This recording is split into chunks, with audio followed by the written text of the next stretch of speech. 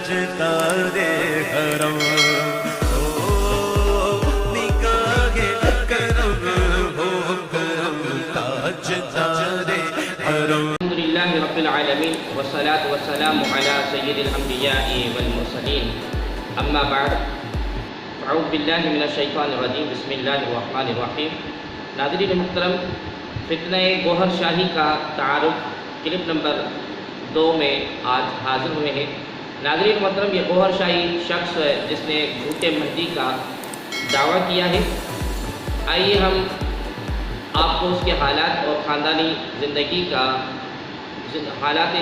اور خاندانی پس منظر کے حوالے سے آپ کو عرض کرتے ہیں اور اس کے بارے میں آپ کو آگاہ کرتے ہیں.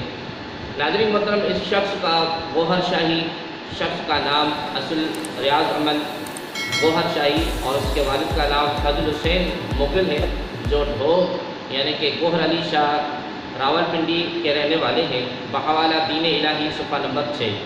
ناظرین محترم، تعلیم گاؤں ڈھوگ گوہر شاہی میں یہ ریاض احمد گوہر شاہی اس نے مڈل پاس کی ہے. اس کے بعد پرائیویٹ میٹرک اس نے پرائیویٹ حاصل کی ہے.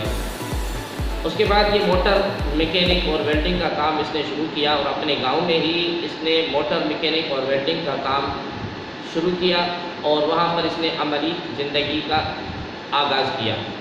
ناظرین محترم، ریاض احمد گوہر شاہی جو ہیں یہ بابا گوہر علی شاہ کی 5ویں پشت سے ہیں اور یہ اپنے آپ کو سید کہلاتے ہیں، مگر یہ اصلاً سید نہیں بلکہ یہ مغل ہیں. باپ اس کا سرکاری ملازم تھا. گوہر شاہی سری نگر کشمیر کا رہائشی تھا. کشمیر میں اس پر قتل کا الزام لگا، جو وہاں سے کشمیر سے بھاگ کر اس نے راولپنڈی آ کر اپنی جان بچا کر اور وہاں پر چھپ کے بیٹھ گیا. جبکہ ریاض احمد گوہر شاہی کہتا ہے کہ اس کا بابا گوہر علی شاہ کشمیر سے اس لیے بھاگا تھا کیونکہ وہاں پر کچھ ہندو لوگوں نے ایک لڑکی کو وہاں سے اغوا کیا اور اس کی جان بچانے کے لیے گوہر علی شاہ نے 7 ہندوؤں کو مار ڈالا، تو وہاں سے اس لیے بھاگ کر آگے راولپنڈی میں اس نے اپنا ڈیرا جما لیا. بہرحال گوہر شاہ کشمیر سے بھاگ کر اور راولپنڈی میں نالہ لیک کے پاس رہائش پذیر ہو گیا. جب یہاں پر پولیس کا خطرہ ہو گیا تو اس نے گجر خان کے ایک جنگل میں ڈیرا لگایا.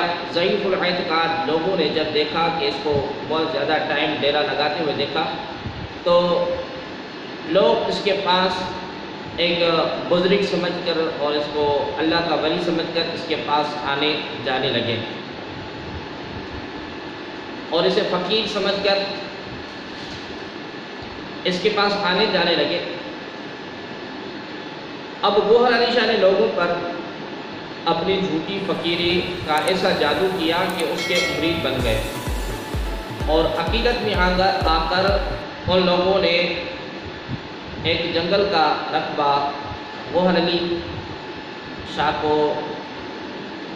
نذرانے کے طور پیش کیا. اب یہ خاموشی سے جنگل پر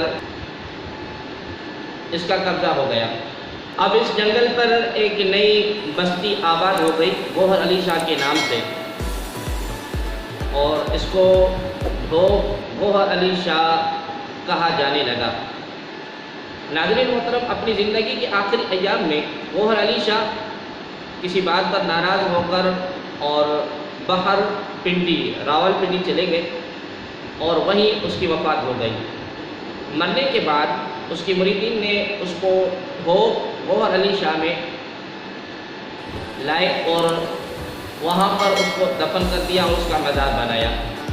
اب ادھر راولپنڈی میں جہاں گوہر علی شاہ کا ڈیرا تھا وہاں پر بیٹھ کر اپنی پیری مریدی کا جو کام چلاتے تھے، وہاں اس کے متعلقین نے گوہر علی شاہ کی کوٹڑی اور اس کی لاٹھی کو زمین میں دبا کر اس کا دربار بنا دیا.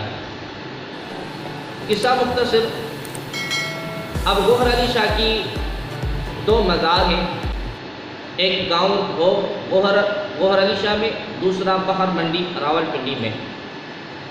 ناظرین محترم، اس بالا عبارت کا جو میں نے بات عرض کی ہے، اس کا اعتراف خود ریاض احمد گوہر شاہی نے اپنی کتاب مینار نور صفحہ نمبر 3 میں کیا ہے، اور دوسری جو کتاب ہے اس کی مینار نور دوسری چھٹی ہوئی کتاب، اس کے صفحہ نمبر 7 تا 9 میں اس نے اپنا ذکر اسی بات کا ذکر کیا ہے۔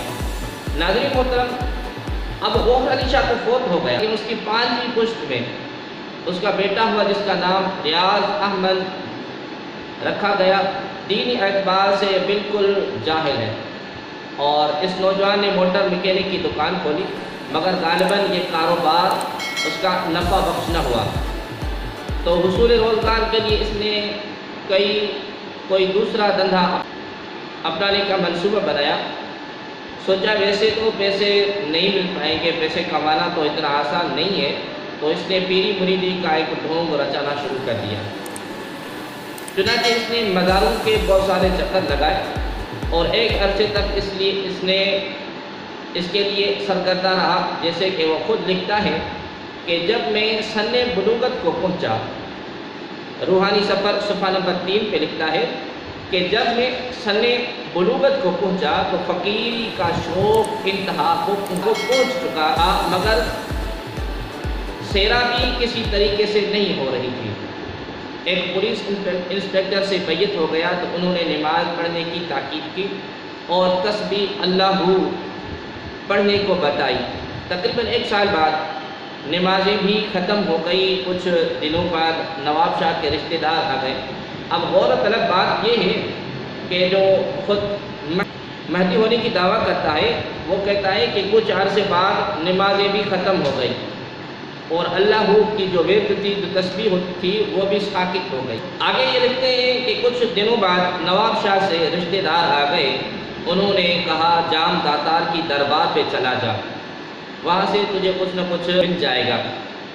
بہرحال یہ کہتا ہے کہ میں جام داتار کی دربار پر پہنچا، جمعرات کا دن تھا، کچھ رقاصائیں سدھی میں کچھ پڑھ رہی تھی، سب زائرین ان کی طرف متوجہ تھے، لیکن وہاں بھی کچھ نہ بنا۔ روحانی سفر صفحہ نمبر 3۔ ناظرین محترم،